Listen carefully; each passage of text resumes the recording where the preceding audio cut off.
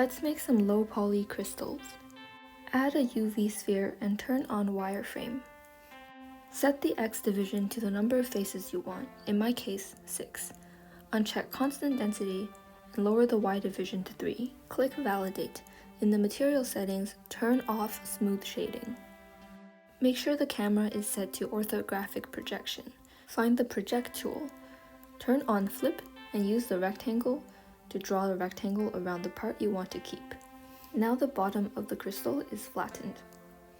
With the selection mask, select the bottom faces, invert, and then use the gizmo to lengthen the crystal.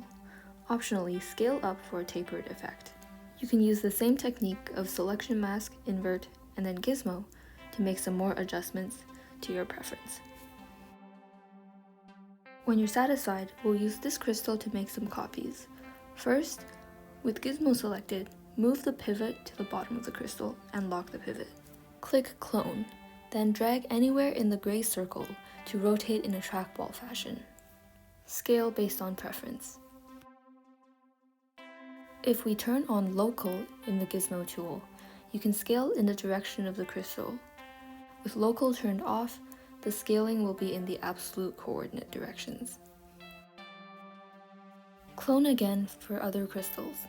You can also drag the orange dot at the center of the gizmo. This lets you move it without being locked to the axes.